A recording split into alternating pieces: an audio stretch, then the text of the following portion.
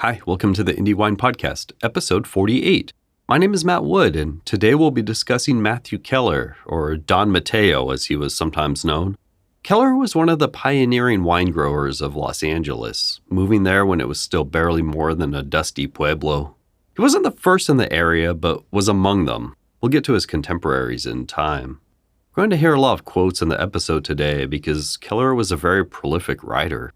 The quality and quantity of his wine writing is matched by only a couple other winemakers in Pre-Prohibition California. His search for knowledge and his language skills made him a centerpiece of Los Angeles area wine growing in the 1850s to the 1880s. Here we go. Matthew Don Mateo Keller. Matthew Keller was born in Cobb County, Cork, in Ireland in 1811. 100 years later, Cobb would become famous as the last port of call for the Titanic. It was called Queenstown at the time. Fine details of his early life are a bit murky, but we do know he attended Trinity College in Dublin, Ireland, most likely earning a degree before setting sail at about the age of 18. First to New York, then Texas, and then Mexico. In Mexico, he attended the Guadalajara University, wanting to enter the priesthood. We think he bounced around between Veracruz, Mexico, Louisiana, and Texas for a period after university, perhaps doing some trading. During the Mexican-American War from 1846 to 1848, he accompanied the army, working as a trader and merchant. Post-war, he returned to his then home of New Orleans and became a naturalized citizen in 1849. After a quick stop at the gold fields in 1850, Keller, along with his friend and fellow Irish immigrant Andrew Boyle, were on their way to Los Angeles. Keller urged his nephew, Thomas Leahy, to also come at once. Los Angeles, its streets yet to be paved and most buildings still made from adobe, was thriving with a cattle boom. Hides and tallow had always been a main source of currency in pre-United States California. But now these cattle were used to feed the masses moving into the county. Those with ranchos or other large tracts of land could get immensely wealthy, at least for a short time. By 1856, the industry and prices collapsed due to overproduction. Prices of other goods also rose during this time. Potatoes, fruits, carrots, as well as wine, but also fresh grapes. The prices paid for fruit during the gold rush is astounding sometimes. We talked about it a little in episode 29, but farms and ranches sprang up in the Bay Area to ship fruit to the foothills or San Francisco, and it was no different for LA, except much tougher. The Los Angeles area growers would need to ship their fruit, goods, or wine via steamships to San Francisco. A railroad had yet to be built between the two cities. Everything leaving Los Angeles would need to be loaded into carts and pulled by horses over the hills and rough roads to the port at San Pedro. Because of the shallow port, people, wine, and other cargo would then need to be shuttled to the waiting ships anchored offshore with small steam-powered crafts called lighters. 4 of the steamers would work all fall hauling the grapes packed in sawdust and barrels north 400 miles to San Francisco. Fresh grapes would go for an insane 20 to 75 cents a pound sometimes. Wait just a few episodes and see what prices are like in 1900. Some vineyards were already well established when Keller arrived. Like most of the men that earned a well-off living during the gold rush, he opened a mercantile and sold shovels to people needing to dig. It was located at the southwest corner of Main and Commercial Streets in the budding city. Wine, brandy, clothing, lumber, dry goods, shingles, nails, and most other items people may need were available at Keller's store. At one point, he was selling coconuts, orange seeds, and trees his friend had brought from Tahiti. Keller soon was able to afford land for himself and purchased what would become his Los Angeles vineyard, consisting of 20 acres planted with old vine mission grapes. According to Keller, some of the vines went back to the 1790s. If true, it could have been a vineyard serving Mission San Gabriel and then perhaps a rancho. Irrigation would have been possible from the vast network of zanjas or irrigation canals that had been built, allowing water to be pulled easily from the Los Angeles River. Property was located close to the river and east of Alameda Street. It would become his home base for the rest of his life. He soon built a home and production facilities consisting of a brick winery and a distillery. The vineyard was expanded, and by 1858 he had 11 additional varieties planted. Keller wasn't the first with vineyards in the area, but he was among them. Of course, there was Mission San Gabriel, but there was also Joseph Chapman, Jean-Louis Vignes, Benjamin Wilson, William Wolfskill, and more. Some of them have come up before, but we'll dive into all of them in time. Keller's vineyard was adjacent to William Wolfskill's. When he started out, Keller sold mostly fresh grapes while he learned to make wine. Prices were unbeatable, but eventually Keller's wines were considered some of the best in early Southern California. By 1858, he was producing up to 55,000 gallons. Aside from the pure Mission wines, Keller was also making a white wine, claret, vermouth, angelica, port, Madeira, sherry, some bitters, and a wine he called El Dorado. The port was made from Tinta Francisca, Touriga, and Mission grapes. The sherry, from Pedro Ximenez, Macabeo Aranjuez, and Mission. His angelica was made from Panze Musque, Muscat Noir de Jura, and Mission. 1/3 of each, the grapes desiccated and the juice concentrated down. The El Dorado I've seen described as both a blend of muscatel and sherry, and as a wine made from 50% each Deccan Superbe and Muscat Frontignan. Perhaps it evolved over time, or those are grapes he sometimes used in sherry making. That Deccan Superbe grape I only found a couple references to. It appears to have been available from Prince's nursery in New York, though, at least as early as 1854. Perhaps even earlier. Prince's was the first commercial nursery in the U.S. and also maybe the first to sell Zinfandel as early as 1830. Like most of the vineyardists in the area, he would also sell some grapes to Kohler and Frohling. They were one of the largest producers in the state, and their Anaheim grape sources were just coming online. Keller would also keep expanding his winery and vineyard operations. He would purchase the Rising Sun Vineyard. Now, there are conflicting mentions of its exact location, but it was most likely a bit south of his Los Angeles vineyard in, quote, the southern suburbs. It's also been suggested it was near present-day Beverly Hills or near Solstice Canyon in Malibu, where the Rising Sun Trail is located. We'll get to Malibu in just a moment. The Rising Sun Vineyard had Muscat of Alexandria, Muscatel, Burgundy, Black Hamburg, and Rosa del Peru. There were some rare, at this time, praise for the Mission or California grape by John Quincy Adams Warren, or sometimes known as JQA Warren, who toured California in 1861, making notes of agriculture in the different regions. Quote, "The grape grown in this country, known as the California grape, was first introduced by the Mission priests from Spain into Mexico, and from thence into the missions, here of which San Gabriel was one of the earliest. The number of vines in the vineyard was about 100,000, but this, with other Mission vineyards, has sunk to decay and nothing but the black stumps remain. This grape has been tried in different portions of the state, but not with the success expected. Here, the grape has obtained an extensive fame for its richness of flavor and saccharine matter for wine purposes, while as a table grape it has never been surpassed. It thrives well and bears to the great age of 70 and often to 100 years, and with proper treatment has never been known to fail a crop." Unquote. He also notes that Catawba and Isabella had been tried by growers but were unsuccessful, and that vineyard land was generally going for about $10 to $12 an acre, and vines would be spaced 6 feet by 6 feet on squares. Keller's vineyard is described as being, quote, "near the center of town and only a few moments' walk from the hotel or Main Street," unquote. There were about 100,000 vines with 50 to 60,000 bearing. Some vines were 1 year old and others well over 50. JQA's visit was in the fall and harvest was underway. Keller had 12 men working for him. Like in most other vineyards, they were predominantly Indians who would be paid 50 to 75 cents a day for their labor. A yield of 40 to 50,000 gallons of wine was expected, along with 5,000 of brandy.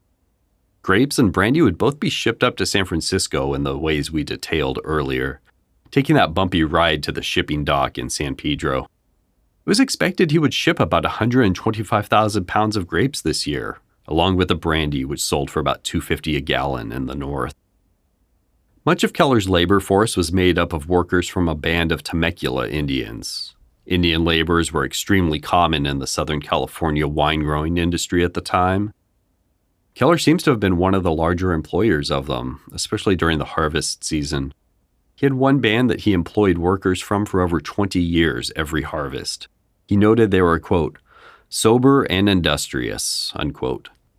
In addition to harvesting, they would also help with animal care, shearing sheep and things like that. It was said he paid them well and praised them for their skills. I'd have to imagine he picked up a few pieces of the language as well, to the extent that it still existed. We know the chief was sometimes a guest of his for meetings with government officials. As we mentioned a few moments earlier, Keller and Froehling would often purchase grapes from Wolfskill, Keller, and others.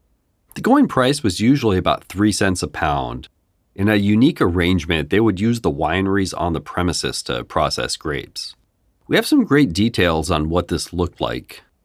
The author writes this specifically for Wolfskill's vineyard, but notes that it's a stand-in for any of the Los Angeles area vineyards that Keller and Froehling purchased from. Another source noted of Keller and Froehling's and Matthew Keller's operations, quote, the one being almost a facsimile of the other, both deserving of the patronage they enjoy, unquote. About 40 men total would be working harvest, around 2/3 in the vineyard and the rest in the cellar.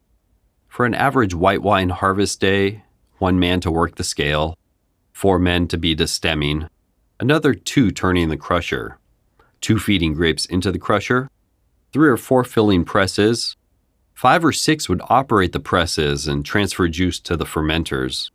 Another couple would attend to sulfuring and some sorting as it was needed. The pickers would fill their baskets, which would then be dumped into 150 to 200-pound bins, not too heavy that 2 men wouldn't be able to move them. The bins would be loaded into horse-drawn carts and, when full, taken to the winery to be weighed and processed. Everything would be loaded into a hopper and dumped onto a large wire mesh to be used for destemming. He notes that although European wineries preferred wood, in California the metal version was much more popular. From there, everything was crushed by machine. There's no foot treading here.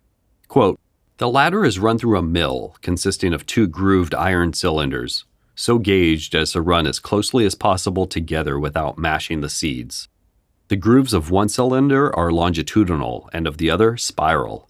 This method is quicker, less laborious, and far more decent than the old way of treading out the grapes, which in a measure has passed away, as it should. Although this method, treading with bare feet, is as old as the hills and is still followed in many extensive wine-growing countries, allow me to suggest through your columns, as a good field for Yankee ingenuity to spread itself, the invention of the best machine for mashing grapes for making wine. The machine described above in most respects, however, works admirably, better than any other I ever saw. By it, the mere crushing of the grape is done by 2 men more easily than probably 10 men could do the same work by any of the old methods of tramping, mauls, or whatnot, unquote. This is another example of vineyardists and winemakers wanting to move away from the grapes and techniques of the past. Some held out. Rixford, in his book a few years later, for example, still regards foot treading as the best way. Crushers would continue to be updated. Hyatt, in his handbook at the time, describes one being shown at the state fair with India rubber coating the cylinders to ensure the seeds wouldn't be broken. Keller would later come up with his own model. Hyatt also notes that there is now an English translation of Pasteur's wine-preserving techniques circulating amongst growers. We know Keller at least experimented with pasteurizing some of his wines, trying it out as soon as he got his hands on a copy of Pasteur's new book. The description of a Los Angeles harvest continues, quote, after being ground, the pomace runs down into a vat, on the bottom of which is a grating, through which the juice of the grape runs, whence it is conveyed into tubs for white wines. The pomace is taken directly into spiral screw presses and subjected to moderate pressure, the runnings from which make pale or yellow wine like sherry. The grape skins are then put into large tubs to ferment 6 or 8 days for red wine, or longer when the residue of their vinous property is extracted in aguardientes by distillation, unquote. We don't know all the particulars of Keller's winery, but he did have 4 screw presses in his 2 winery buildings on the Alameda property. One was 60 by 60 and the other 50 by 300. The smaller one may have been the building to heat his wines to mimic the influence of barrels of Madeira and other fortified wines and their trips across the equator or to India and back. It seems he used this building also for his pasteurization experiments. Confirmation that most of this is consistent with Keller's operation can be seen in another article, though not as detailed, from 1875. Quote, prominent among grape crushers is Don Mateo on Alameda Street near Aliso, who has 40 pickers engaged and 6 teams running constantly, loaded with the product of his own vineyards. 5 men feed the steam crusher, and it takes in all about 25 additional men to take care of the juice. The daily product of his crushing is 6,000 gallons of juice, and this amount he expects soon to increase. Next week, he will buy grapes from other vineyards and keep 10 teams at work steadily with a helping force of 100 men additional. The total product of Mr. Keller's season is estimated at 500,000 gallons, unquote. The casks for fermenting white wines were generally about 140 gallons each, which would be filled with around 115 gallons of free-run juice in some and pressed juice in others.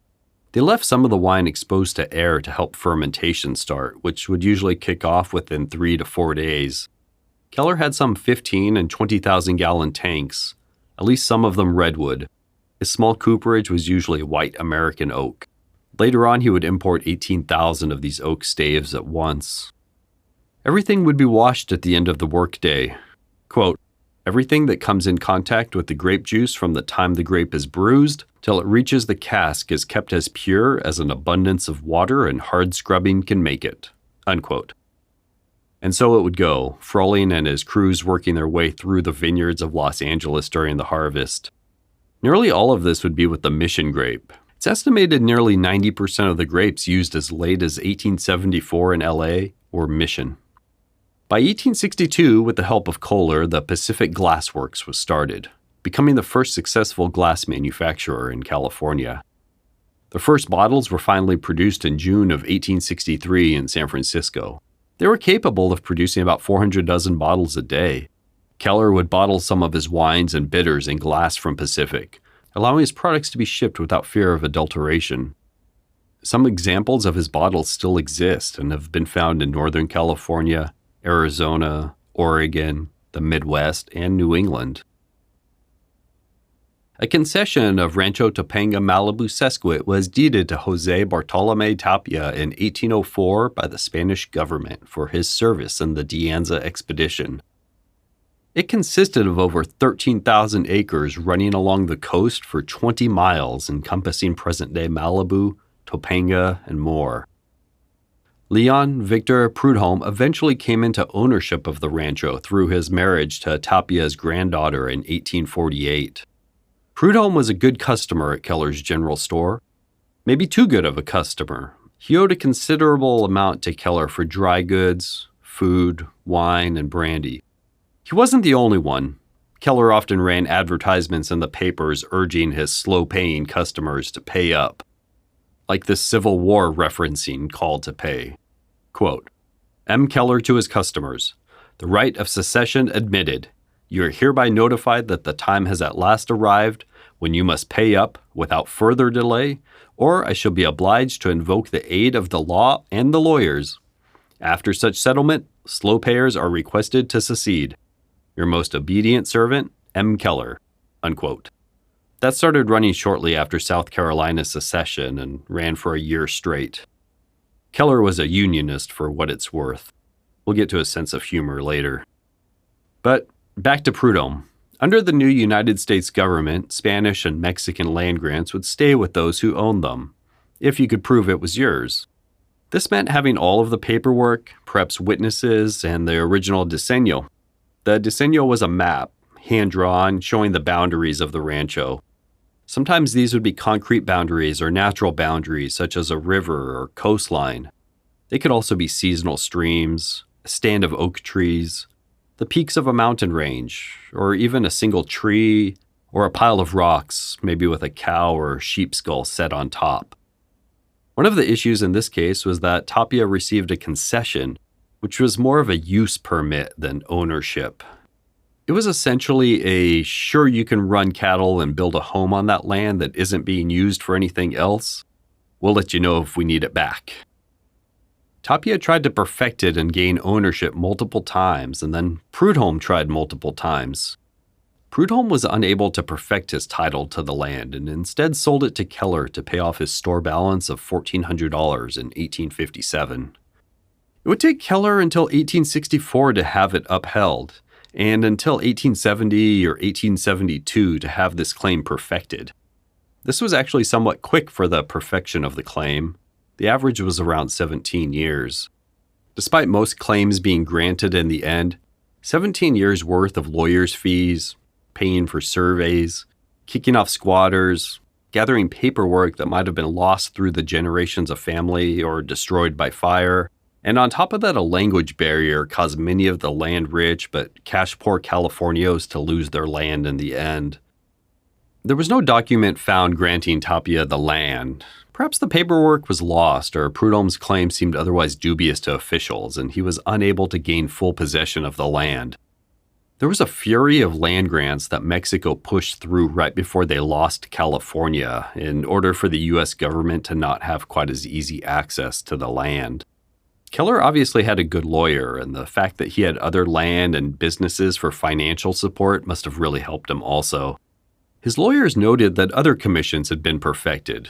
President Grant and Keller also knew each other a little bit, most likely from Grant's service in the Mexican-American War when Keller was working as a merchant and trader.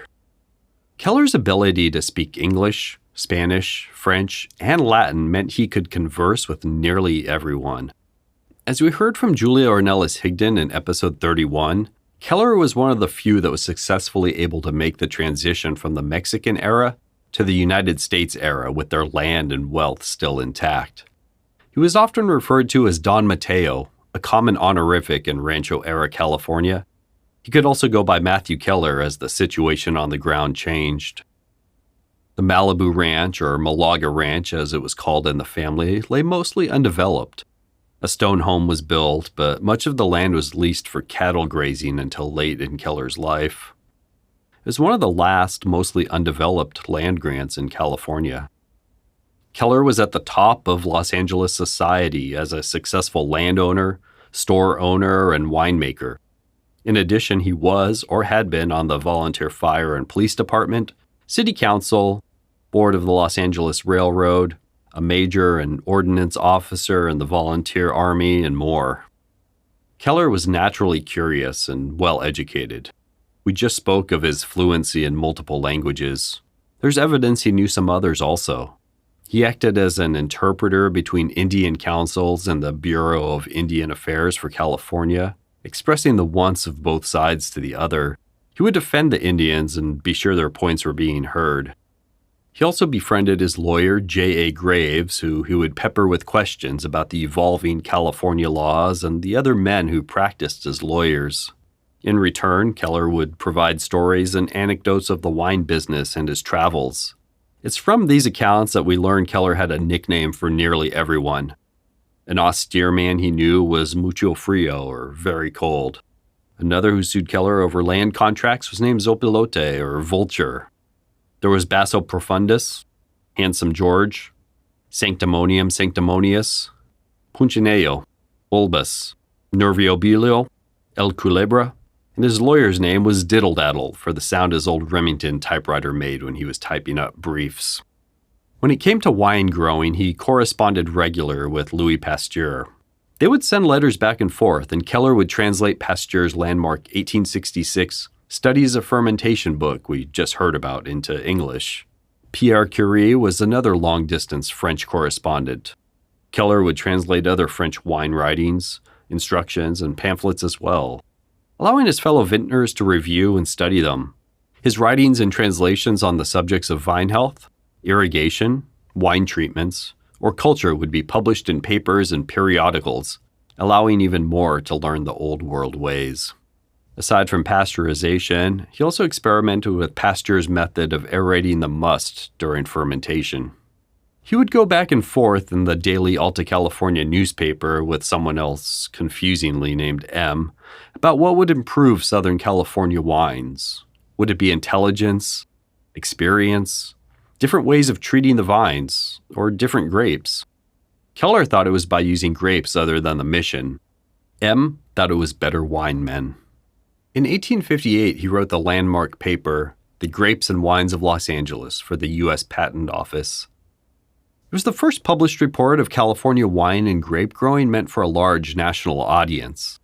The report would have fit right in with the Viticultural Commission reports from 20-ish years later. It contains more or less a full rundown of the situation on the ground of Los Angeles winemaking. Quote, "The county of Los Angeles has 1,510,000 bearing vines and 875,000 which were not productive last year, while preparations are being made to plant 1 million cuttings this season. Our climate and soil appear to be congenial to this growth." Unquote. He goes on to mention challenges they face in LA. Quote, "For several years we have shipped to San Francisco large amounts of grapes, but since the vineyards in the northern part of the state have begun to bear, the trade is diminished, though ours are superior. The advantage, however, is that the northern fruit can be brought fresh to market every morning. Consequently, we must more generally convert our grapes into wine." Unquote. Now, that's something I hadn't been aware of before, but would of course change their industry in a massive way once their large fresh fruit buyer disappeared. Keller also wishes that new vines were planted in their third year after spending 2 in a nursery in order that they better develop, and then only vigorous ones would be put into the ground.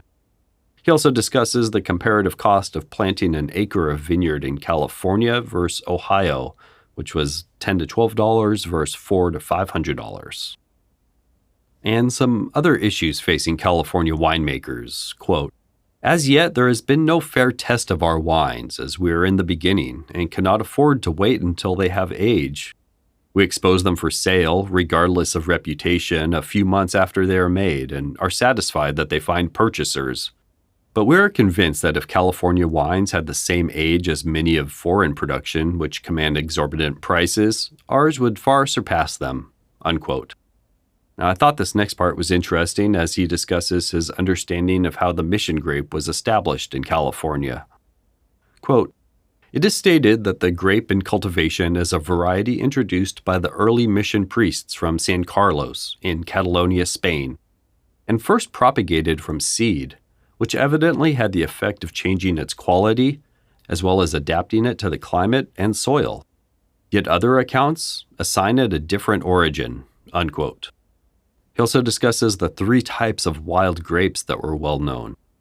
2 types that produce small bunches of light fruit on a rambling or climbing vine, and the other type, quote, "Another, less rambling, but still raising itself from the ground some distance and furnishing heavy crops of well-shaped bunches, fruit large and thin-skinned and juice saccharine with well-developed vinous flavor. Old Californians assure me that they had formerly made excellent wine from the second variety, resembling in flavor, color, and aroma the clarets of Bordeaux. It is replete with coloring matter, and I have no doubt that if properly tested, it will prove an invaluable acquisition to the state. Our cultivated grape has not equally good qualities for making wines of the red as of the white class. It is deficient in color. It is also said that this wild grape produced better aguardiente than the cultivated fruit, which in Lower California, among the ruins of the missions, is white and red, of the Malaga type, introduced by the Jesuits by way of Peru, and is of superior quality for both wine and for the table. The greater part, however, is converted into raisins." Unquote. I was curious what this grape could be, and if it could be an early mention of Rosa de Peru, or perhaps Muscat of Alexandria, or maybe a cross of some type, or mission but grown from seed, or a true wild vine. There are other notes and rumors from this time when different versions of the California grape are discussed, and noted that some were grown from seed perhaps. Keller notes that most of the labor is done by Indians and that they are usually the best pruners and were taught by the mission padres. He further breaks down fermentation tips, how the grapes and wines are treated when being processed and in the cellar. He finishes with these thoughts. Quote, "The proportions of saccharine matter and ferment in our grapes are well balanced. Therefore, there is no extraordinary art in making wine, as it will make itself, with common care and without the addition of any extraneous substance. The purest and finest wines in the world are made from the juice of the grape alone. More capital is needed to make proper cellars, procure necessary materials, and to enable us to hold our wines till they have age, when they would compare favorably with the best. Another great want is a bottle manufactory that we may store our wines and prevent counterfeiting, which is now going on extensively." Unquote. We already saw that he would get his bottle plant and make use of their product. He wrote again about California wines in 1866, thanking Thaddeus Stevens of the House Ways and Means Committee for foregoing a tax on California wines that was to be enacted. Keller, quoting the representative's words back to him, quote, "Your words, allow these producers to go on for the present at least, without any tax until they get a foothold.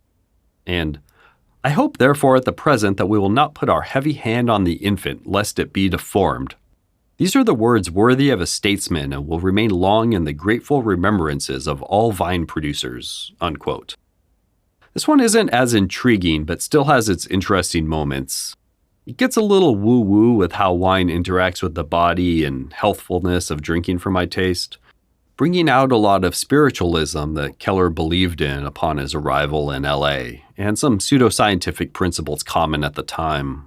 Quote, "The commercial value of wine is in proportion to its wholesome effects on the human system by increasing the action of secretion in the lungs and kidneys. Nor is the value of good wines estimated by the amount of alcohol they contain, but upon the non-volatile constituents. Bouquet has only an influence on its price, but as it indicates the presence of these other constituents which produce wholesome effects, as a means of restoring cheerfulness when the body and mind have been exhausted, or worn out by age or overexertion, as a means of correction and equalization where disproportionate food has caused irregularities in the human organism, or as a protection against casual derangements produced by inorganic substances, wine is not surpassed by any production of nature or art." Unquote. A new crusher and distemmer was designed by Keller and released in 1871. He had found that no other crusher on the market fit his needs. This writing of his, to my mind, really kind of captures a changing time. It feels like we can look back and forward from this point really easily. We can see the mechanization and newer technology appearing that wouldn't have been possible 20 years before, and how the ways they felt were old-fashioned were being left behind. We also see the scientific process of wine peeking through, perhaps with Keller due to his correspondence with Pasteur, and we can look ahead 10 and 20 years when work from the university and the Viticultural Commission and books like Rixford's The Wine Press and the Cellar took these ideas much further. It's not perfect. There are thoughts and processes that seem outdated today, but I guess that's my point. This is a long section I'm going to read, but I think it's worth it. Quote, "Crushing the grapes is the first and most important part in the art of winemaking, as it influences to an extraordinary extent the phenomenon of fermentation that directly follows, upon which the good quality of the future wine mainly depends. The crushing of the grapes ought to be as complete as possible. No whole berries must be left, for then the juice of those uncrushed does not ferment in the vats, and when they are borne to the press, they give must instead of wine, or may induce other than the vinous fermentation. The crushing of the grapes, therefore, ought to be effected in all cases with an attention, the importance of which has not been hitherto sufficiently appreciated. It is not purely a mechanical operation as most people think. It is rather a chemical operation. In fine, the principal end is to bring all parts of the berry in contact by gently tearing the vegetable cells when they are held separated. Another end, not less important, is to expose the must as intimately as possible to the action of the air, in order that it may absorb mycoderma, or germs of fermentation, and oxygen essentially necessary to an active fermentation. Under this point of view, we cannot take too much care to dissolve the air as much as possible in the must during the operation of crushing. More especially is this necessary when making white wine from black grapes. Air is difficultly dissolved in a liquid formed by water like the juice of a grape. Hence, from what has been said, it is easily seen that passing the grapes through wooden or iron rollers that only burst or split the larger or medium-sized berries, while the smaller ones squeeze themselves through like a piece of caoutchouc, especially if they're dry or overripe, does not affect the desired ends. Access of air to the juice of the grape cannot be too much favored, while it must be afterward as scrupulously excluded from the made wine.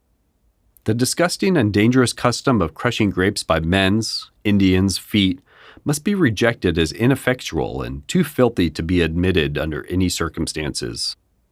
The operation of crushing the grapes ought to be made quick when the winemaker wants less tannic acid or less color in the wine.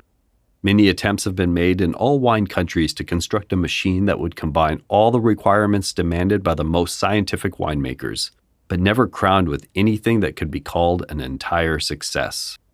Such a machine has just been invented under my supervision by the ingenious mechanic and inventor Collins Wadham Esquire, formerly of San Francisco, that fills the whole bill, besides largely economizing labor." Unquote. Keller goes on to list ways it can improve the wine, such as not bruising or crushing seeds, and to stemming to the amount the winemaker requires. Keller, for his part, would power it with a 10-horsepower steam engine, with a capacity of 50 tons a day for the 200,000 gallons he would produce that year. He also shared his thoughts on how hillside vineyards and temperature affect aromas in the finished wine. Quote, "The climate of California is the natural home of the grape. The plant succeeds here in greater perfection than in any other known wine country.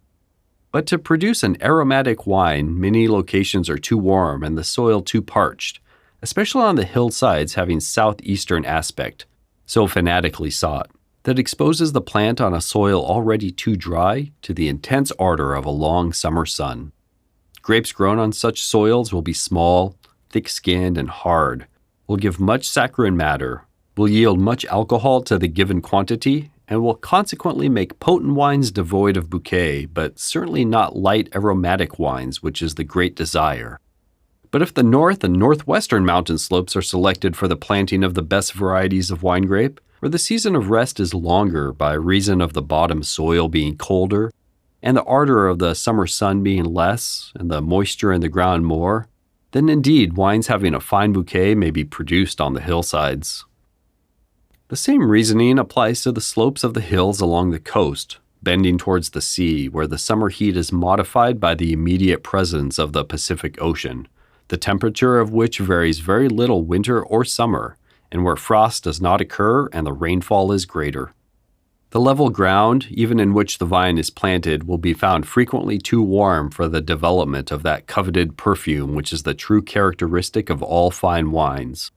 This inconvenience can, however, be remedied by running cold water deep into the soil during the winter floods, which will measurably lower the temperature of the bottom heat, retard vegetation in the spring, thus lengthening the season of rest and establishing a safeguard against late frosts. Another great object is also attained by flooding the vineyards with the cold water of the winter floods, that of fertilizing the soil, as the winter floods come replete with the elements of fertilization, securing forever the soil from exhaustion." Unquote. The winter runoff and floodwater was about the only fertilizer he was known to use. He had made it a point to say, quote, "No manure has ever been used, nor should any of a vegetable character be employed when the object is to make good wine, except leaves and other parts of the vine itself, cut, dried, and returned to the soil." Unquote. We've just heard a lot of Keller's writing on various subjects of grape growing and winemaking. Not all of it lines up with the thinking of today, or perhaps the truth, but I think it's good to step back for some perspective and remember that this is 150 years ago in a land most were relatively new to. The area was rapidly developing. Quite frankly, many of the folks involved with viticulture were still kind of learning on the job. Science in all aspects of life was evolving quickly. Germ theory was a relatively new thought. Surgeons were still arguing over the use of antiseptic in surgery. So we see some places where maybe this cause and effect are not correct or how a conclusion is arrived at that can be suspect. But neither science or farming are exact arts, and experimentation can lead to improvements. We should also remember that he's writing from Los Angeles. He correctly predicted that New Mexico and Texas would one day be wine-producing regions also. Noting the youth and inexperience of the California wine industry, he said, quote, "At least if the vinification of California can lay no claim to long experience, it has no old prejudices to overcome, and is not at all afraid to adopt new and demonstrated knowledge. Hence the winemakers of California read your great wine chemists from Lavoisier to Pasteur with great avidity and profit," unquote. And like it says in Pasteur's book that Keller translated, "The object of all science is a continuous reduction of the number of unexplained phenomena." He also rallied against the adulterated wines people were making, calling them out in advertisements. Quote, "The reputation of California wines has suffered much from the many bad and adulterated articles put up by irresponsible parties and branded pure California wine. Present profit being their aim, although destroying confidence in the purity and quality of native wines." Unquote. He also fought against the blending of bad wines with the good wines.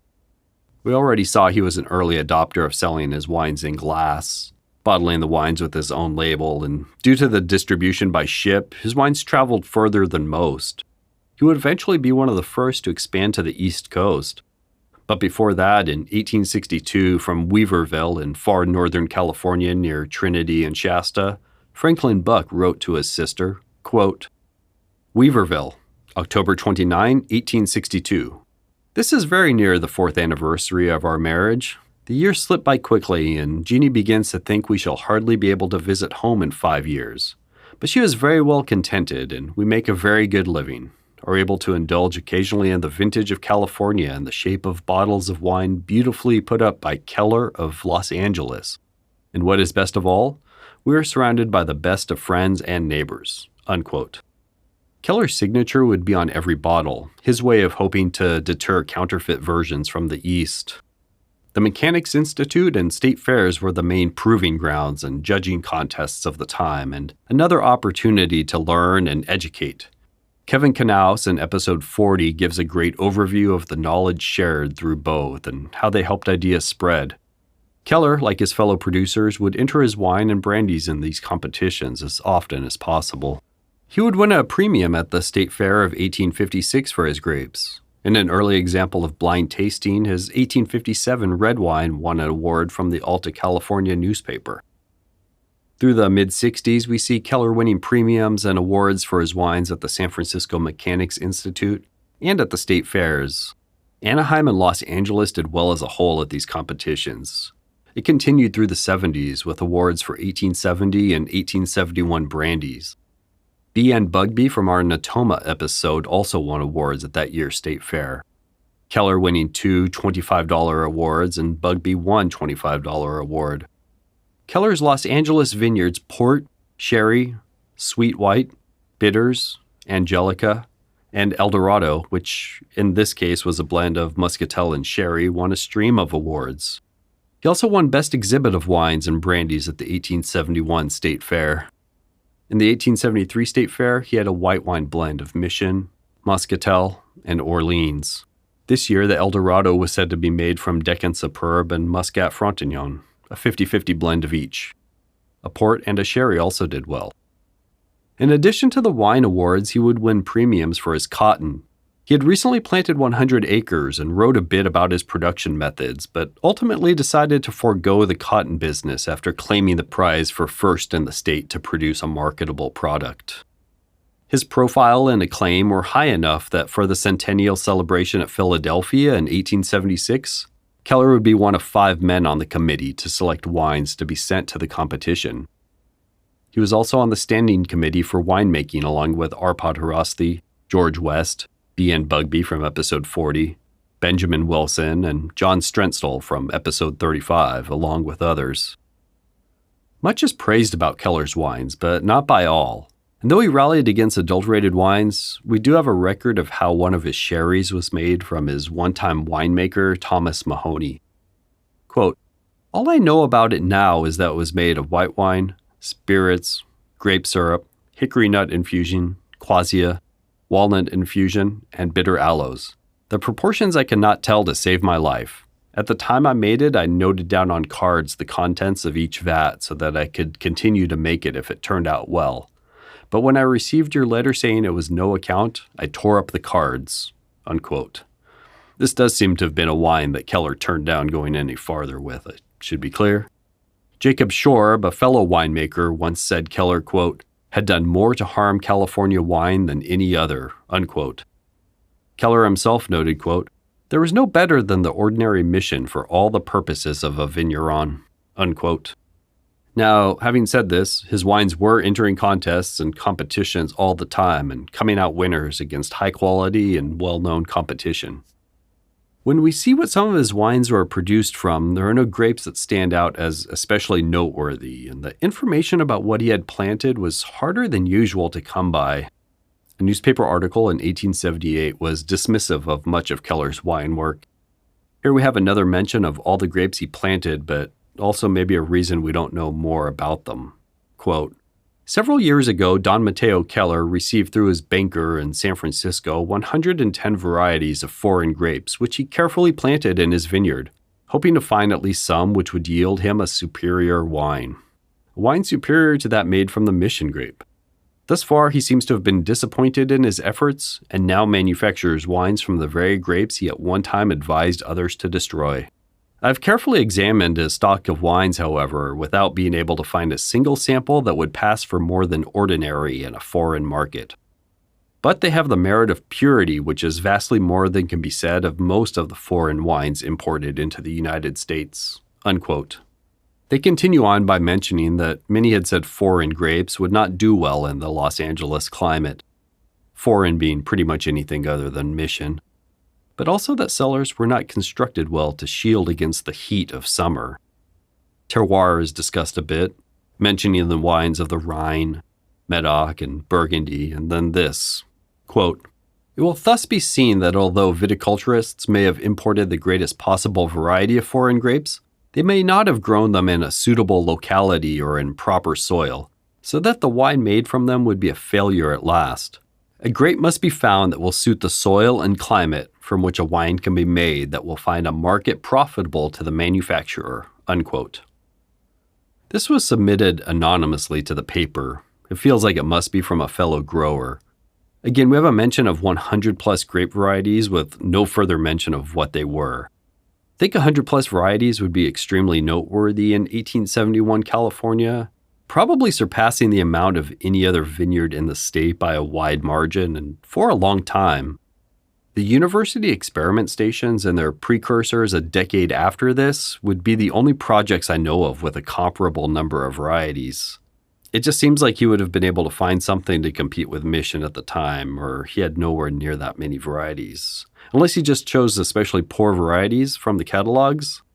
There was a newspaper report that he would make wine from Catawba and Rhine grapes that year for the first time in Southern California. They were blended in with his Mission until the vine started fully producing. We do have some proof of Keller speaking of his love-hate relationship with Mission. Quote, "If the land is wet, flat, and strong, and the grapes are picked when overripe and pressed early in the morning while the air is chilly, the wine cannot excel. The Mission grape, while inferior in flavor to many others and excessively rich in sugar when fully ripe, makes a fine light wine if grown on elevated land, picked before it reaches complete maturity, pressed when the air is warm, and well managed afterwards." Unquote. That's about the best he says about it at this point in 1871. He was very prolific with his writing this year. He really turns on the Mission in this one. Quote, "The Mission grape only makes a strong wine without bouquet, fit only for sailors to drink, and its further extension ought to be by all means discouraged." Unquote. He does have some ideas, though. Quote, "It is now a well-settled law amongst the most intelligent winemakers that the climate being right, the variety of the grape is of the utmost importance in order to obtain any desired quality of wine, even when the climate and soil are the best. It is also an observed fact that the varieties of the vine that produce abundantly make ordinary wine, and that the varieties that make the most delicious wine are small bearers. Hence, there is an apprehension that the California wine growers are not sufficiently advanced to sacrifice quantity for quality. The wine growers of California have done a great deal in a few years, but their work is only commenced. There is still much to be done to arrive at perfection. I have 120 varieties of the grape in cultivation, hoping, after due test, to select from the most appropriate to my locality," unquote. The paper that Keller was writing to expressed their thought that Keller preferred and remember, I'm always reading these as they were written, Pinot, Cabernet, Orleans, Riesling, and German Muscatella. It was noted other growers preferred Zinfandel, Riesling, Victoria, Berger, Alva, Golden Chasselas, German Muscatella, Black Malvasia, and Frontignan Muscat. By 1875, the Pinot grapes that he had imported were bearing fruit. He had 206 foreign varieties at this time. The Los Angeles Herald once said of him, quote, "Mr. Keller, the great wine dealer of the coast. By strict attention to the chemistry of the grape, Mr. Keller has made his name famous wherever pure wine and brandies are drank," unquote. I think probably one of Keller's greatest abilities was to be able to span the eras of California from Mexico to America with his intelligence and personal and language skills, promoting Los Angeles and California wine, translating French papers and pamphlets for his fellow wine growers, and using his language skills to spread the word.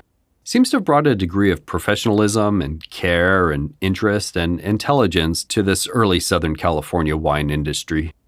Keller, like many of the Californios and settlers, had boom and bust cycles as commodities cycled up and down.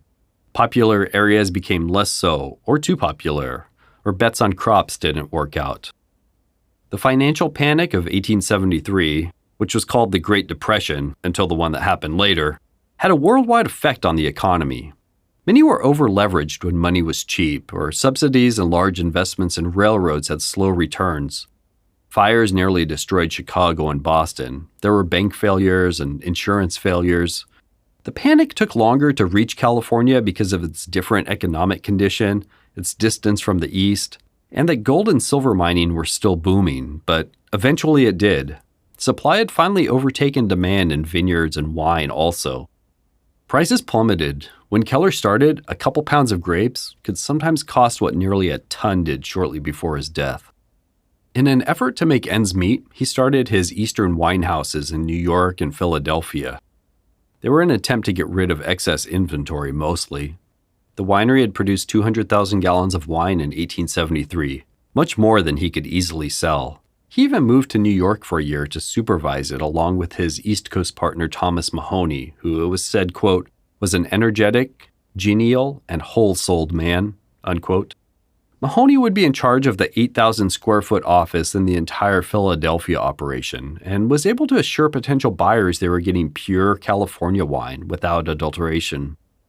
Quote, M. Keller and Co., wine growers and wholesale dealers in California wine and brandies, and who have been long and favorable known as pioneers in the California wine growing business, are about to inaugurate a new enterprise from which the most happy results may be guaranteed to flow, unquote. We know he shipped at least 100 pipes to New York via Cape Horn, and another 200 pipes of wine to Philadelphia going through Panama. Not everything went swimmingly in Philadelphia. His warehouse was seized in March of that year by the Internal Revenue Collector for not having the proper permits to rectify liquor on the premises. His wine, brandy, and bitters were guarded by a watchman until the situation could be resolved. There was also always, of course, his San Francisco depot at the corners of Battery and Washington, right around the corner from where Christopher Buckley from episode 42 would have worked, and where wine firms would soon line the streets. In San Francisco advertisements, he noted that the reputation of California wines had suffered from bad wines or poor winemaking, and that he takes full confidence in his wines, having put them up himself. His signature, or a facsimile of it, would be attached to every bottle. He had an LA agent too, George Thatcher & Co. on the corner of K and 2nd Streets, who sold Keller's, quote, white and red wines in bulk or glass, unquote. One of Keller's best friends, the banker Isaiah W. Hellman, would help him start up his East Coast trade. Hellman arrived in California in 1859 via the Isthmus of Panama route. He had originally been a dry goods merchant before starting his bank with a couple prominent Los Angeles men. He would then go on to start the Farmers and Merchants Bank, of which Keller would be a founding member. We're going to dive into Hellman more in a later episode when he truly enters the wine business, but he would be one of the most prominent bankers and businessmen of early Southern California. Hellman would run Keller's affairs while he was absent, having power of attorney and Keller's full trust. The selling of wine was no easier in the East. Bankruptcies were too common. The price for wine, and especially the California white wine that Keller specialized in, was low. He would sometimes sell at low prices just to get some money back for his product. About this time is when he wrote of the wine business, quote, "It is a millstone around my neck," unquote. Upon his return to LA, with a couple relatively successful vintages and the help of Hellman, Keller was on much more solid financial ground, enough so that it seems he finally planted 500 acres of his Malibu property, though we don't know to what varieties. He did work with George Hansen to plant another 170,000 vines on another property. Keller had made some additional purchases over the years. From Benjamin Wilson, a lot in Wilmington for $1. Another 160 acres from James Burns for $650. George Hansen sold him 4 lots of City and Canal Reservoir Company land for $1. Also from George Hansen, a portion of the San Rafael Rancho for $650. Keller would sell some of those lots from the Reservoir Company back to Hansen a year later for another $1. Mission, Zinfandel, Muscat, Blue Elba, Burgundy, and Riesling were planted this time. The Mission was solely for sweet wines and brandies by this point. Hansen would have just been finishing up his work helping to found the colony of Anaheim, but that's a story for another day. I would assume these new vineyards would be put into the ground with the idea of selling to Kohler and Frohling. Besides grapes, Keller had 500 orange trees, 1,000 lemon, 100 lime, 100 olive, 100 fig, 200 walnut, plus berries, quince, nectarine, plum, peach, apple, cherries, citron, pomegranate, olives, cotton, tobacco, wheat, barley, corn, and other vegetables on his Los Angeles property, usually multiple varieties of each. He produced some vinegar, too. Raising sheep was another pastime of his, and he was in the midst of breeding some crosses of American and native sheep. Here's another one of those dead ends when it comes to grape varieties. In 1874, quote, "He has 100 varieties of grapes on his place, and has sent to Europe and Africa for another 75 additional varieties," unquote. No mention of what these grapes are or really where they came from. In nearly every article similar to this, there are a lot more specifics given, but the details with lots of Keller's grape growing just kind of fizzle out. On November 29, 1875, he threw a party for 125 friends called the First Annual Vintage Feast and Ball. It was modeled on the tradition of the English harvest home, where all involved in the labors of the harvest are invited to celebrate their hard work of the season. The mansion and warehouse where the later festivities would take place both decorated to the nines. Guests arrived around 3, dinner was around 4:30, supper around midnight. Guests left at about 5 the next morning. All the wines we've learned about were served: white wine, claret, angelica, sherry, eldorado, madeira, and port. Oysters, chicken, curried pig's feet, mock turtle soup, corned beef, macaroni and cheese, steak and kidney pie, plum pudding, mincemeat pie, apricot pie, and fresh fruit were amongst the dishes served to his friends. Toasts were given, songs sung, a 3-piece band played while guests danced, and folks could sing more as well if they wished. Supper took place around midnight with more wine, teas, coffee, cold sliced meats, confections, and bonbons. The dancing continued afterward, Keller staying with the party until the last guest departed. The day after, it was said the town was abnormally quiet all day because of how mixed up everyone got at Keller's. The papers praising it as the finest party ever in Southern California, and Keller personally, quote, "May Don Mateo's enterprise remain a lifelong legacy to the home of his adoption," unquote. Unfortunately, there's no record of a second annual gathering ever taking place. Keller passed away on April 11, 1881, of heart disease. Mrs. Sturr, who kept house for him and was the wife of his winery foreman, found him slumped over at the kitchen table shortly after feeding him breakfast. He had been feeling unwell for a few weeks. Hellman, who Keller called Valiente, was executor of the estate on account that Hellman had, quote, In the financial crisis of past years, saved myself and children from utter ruin, unquote. Keller passed away relatively poor due to some of his land purchases and the interest rates due on them. The family ran the winery for only a short time after his death. His son inherited, lived at, and then later sold the Malibu land grant for $300,000 to Frederick Ringe. Keller's daughters inherited other properties, and Hellman helped with disposing some of the remaining ones. A large lumber yard was built on some of the vineyard land. Chinatown expanded into it also as the property was subdivided. By all accounts, Hellman did a wonderful job as the executor. He was able to get an extension on the sale time for Mr. Keller's physical property and received nearly twice the amount in sales to be distributed to Keller's children. Henry Sturr, foreman for Keller for the last 5 years of his life, would continue to run the cellar for a year after Keller's death. He and some partners then started the Los Angeles Vintage Company from the old cellars. The business was short-lived, and Sturr became a well-known distributor and dealer. Thomas Leahy in many ways followed the path of his uncle, first as a clerk to him, then running a merchandise business on his own, before fully committing to wine growing. He purchased a vineyard for himself off of Alameda Street. Like Keller's, it had already been planted, but Leahy upped the amount to 25,000 vines, mostly selling his wine in bulk. From the winery he built near his adobe home, Leahy would become the guardian of 2 of Keller's children who were still minors when he passed away. We'll get to Keller's other friend Andrew Boyle in a later episode. Keller's house would stand for another 50 years. Its last service was as the construction headquarters for Union Station until completion. It was then torn down to be replaced with landscaping. There's a Mateo Street and a Keller Street, both named after him, just on the west side of the Los Angeles River. So that's the life and legacy of Matthew Don Mateo Keller. Thanks for listening today. Keller is one of the California and winemaking pioneers mostly unknown today, but looking back through his writings, we can see where he influenced others and helped to get California wine writing, grape growing, and winemaking to where it is today. You can follow the podcast on wherever you're listening and the Instagram at IndieWinePodcast. And feel free to email indiewinepodcast@gmail.com with comments, questions, or feedback. If you can tell your wine friends about the podcast too and help spread the word, I'd really appreciate it.